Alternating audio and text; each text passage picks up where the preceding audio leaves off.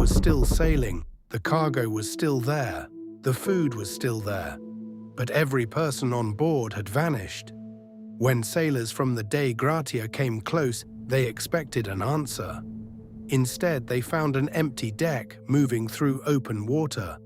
The lifeboat was gone. The personal belongings were mostly untouched. More than 1,700 barrels of alcohol remained in the hold. So the mystery is not only what happened to them, it is why an experienced captain would leave a ship that still looked safe. That detail matters. The Mary Celeste was not found smashed open, burned, or sinking.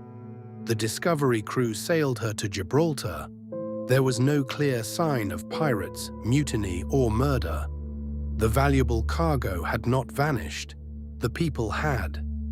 On board had been Captain Benjamin Briggs, his wife Sarah, their 2-year-old daughter Sophia, and 7 crewmen.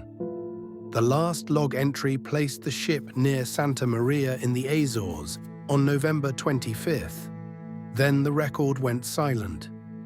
9 or 10 days later, depending on the reckoning, another ship found her hundreds of miles away, still moving without them. Before that silence, Briggs had pushed through days of rough Atlantic weather. Nothing supernatural is needed for fear to start. One later reconstruction suggests he may have been far west of where he thought he was. That would make every calculation feel wrong. Then there was the pump. One pump was found disassembled, and if it failed, Briggs could not trust what the water was doing below. There was water in the hold, but not enough to doom the vessel.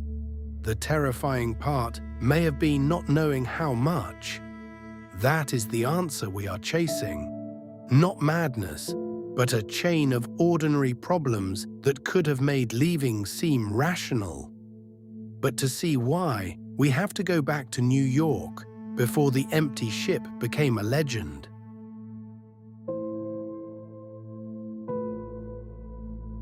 The ship began life in Nova Scotia as the Amazon. By 1872, she had a new name, new owners, and a new voyage. Benjamin Briggs was not a reckless drifter. He was experienced, respected, and sailing with the people he loved most.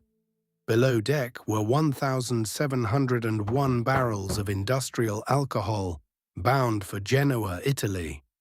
The Mary Celeste left New York in early November, after waiting near Staten Island for weather that seemed safe enough.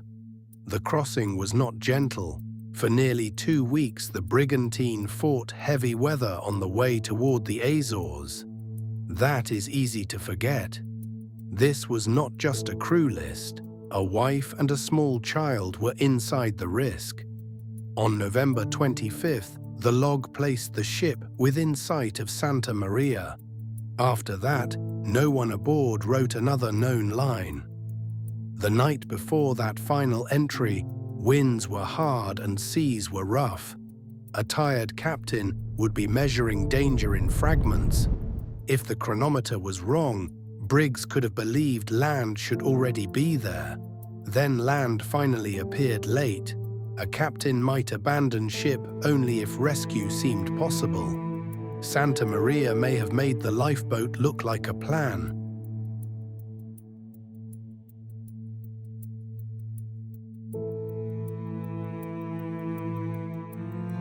The Dei Gratia had left New York after the Mary Celeste. When her crew spotted the ship, something looked wrong. The Mary Celeste was not calmly anchored. She was moving under partial sail, handled by no visible hand. Morehouse sent men across. They climbed aboard expecting damage, sickness, or a frightened crew. They found absence. Below deck belongings were still there. This did not look like people carefully packing for a long escape. Food and water remained. If the crew left, they left a seaworthy ship with the things that could have kept them alive. The deck was not perfect. Some hatches were open. The rigging was worn and disorderly. Something had unsettled the ship. The cabin and galley were wet. The ship had been through weather. But weather alone did not explain the missing people. There were several feet of water in the hold, enough to alarm someone perhaps, but not enough to sink what they found. A sounding rod was found on deck, the tool used to measure water below. It may have been used near the end. The Discovery crew did what makes the case even stranger. They sailed the empty Mary Celeste hundreds of miles to Gibraltar.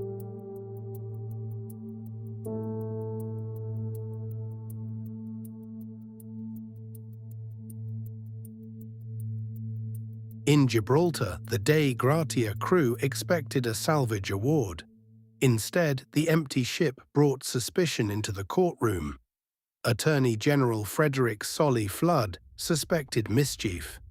To him, an abandoned ship with alcohol cargo smelled like a crime. But suspicion is not proof. After months of inquiry, authorities found no solid evidence of murder, piracy, or fraud. The salvagers were paid, but less than they hoped. The court could not prove guilt, yet it did not feel comfortable either.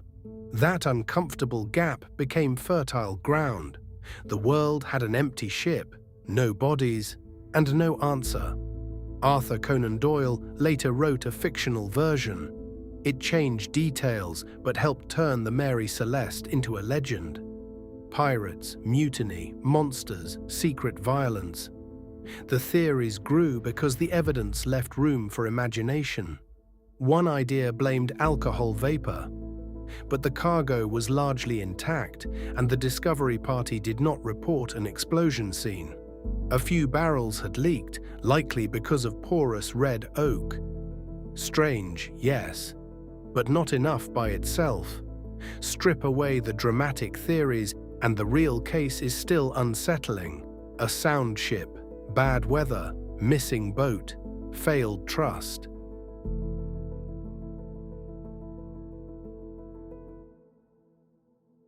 Here is the most grounded chain.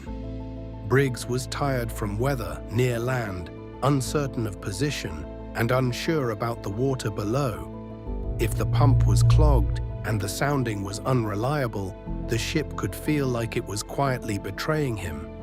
The ship had carried coal before.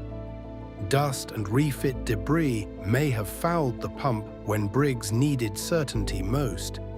If land seemed close, the lifeboat may not have looked like surrender. It may have looked like temporary safety. Some scenarios imagine the boat tied to the ship by a line. Then weather, distance, or a snapped rope ends the plan.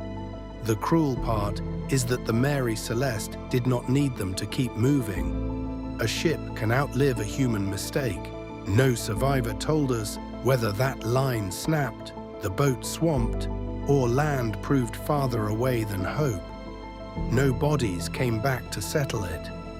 The Atlantic took the only testimony that could have ended the argument. So the likely answer is not the same as certainty. It is a disciplined guess built from what was left behind. A frightened decision, made for understandable reasons, may have become fatal because the sea allowed no second attempt.